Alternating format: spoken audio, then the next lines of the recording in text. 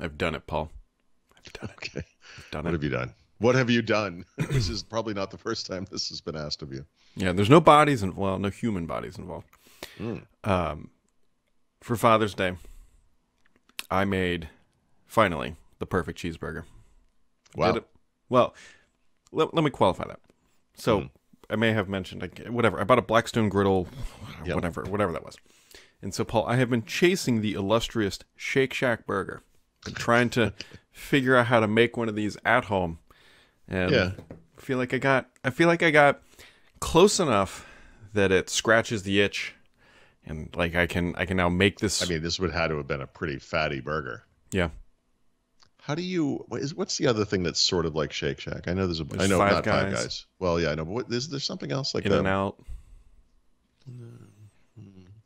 I feel like I went to an expensive restaurant recently that had a take on like a Shake Shack, like they called it the Shake Shack or something like that, like something that indicated it was like a high end kind of, more than McDonald's, less than a filet mignon kind of a thing. Yeah.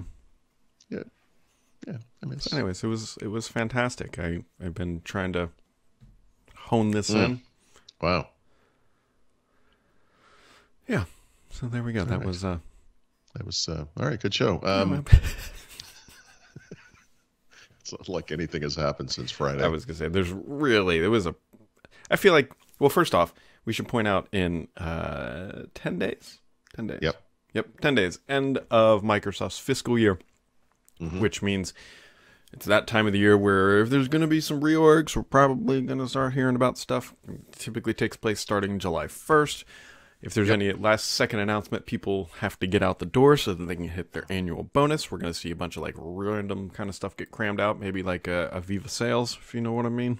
This is when a lot of bad things have happened, right? Wasn't the Nokia stuff kind of timed to this 1 year? Yeah. With that,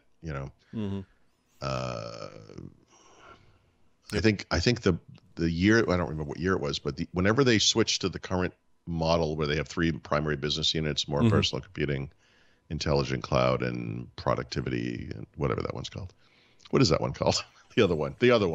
I almost said business productivity online services, but that's not it. Anyway, whatever the Microsoft Cloud 365. computing.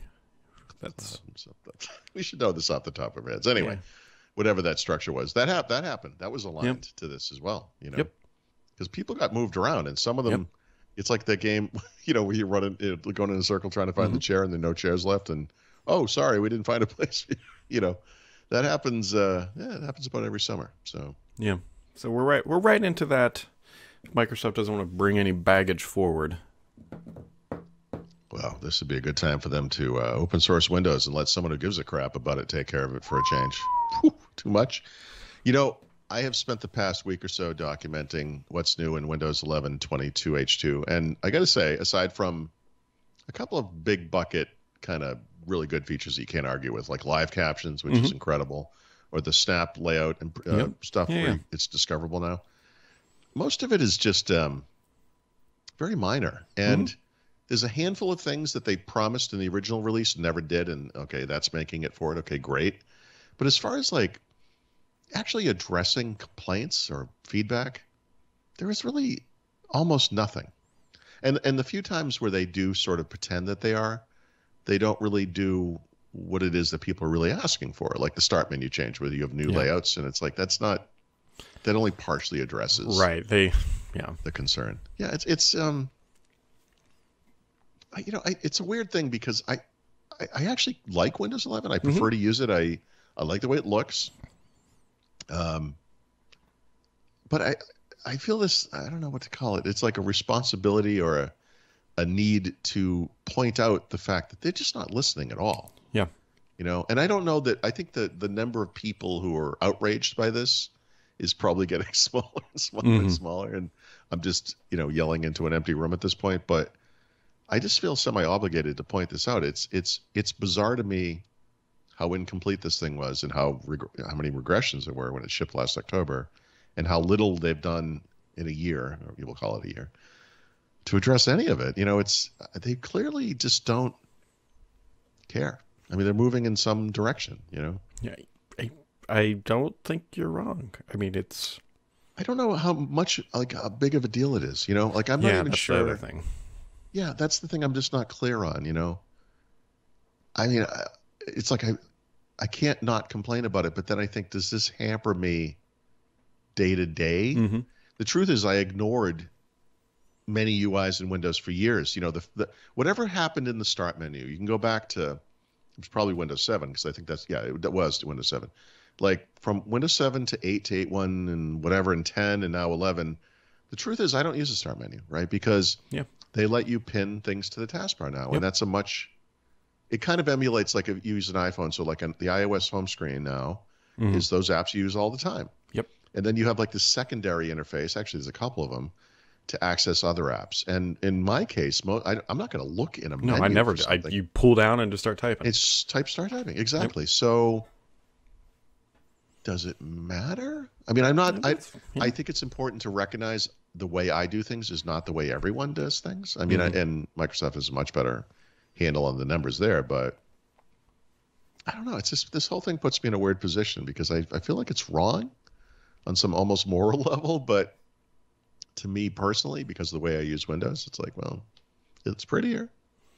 It is pretty. The only time I think they will make significant changes is if they hear it from their corporate customers, like, hey, we're not going to roll this out unless whatever. Yeah.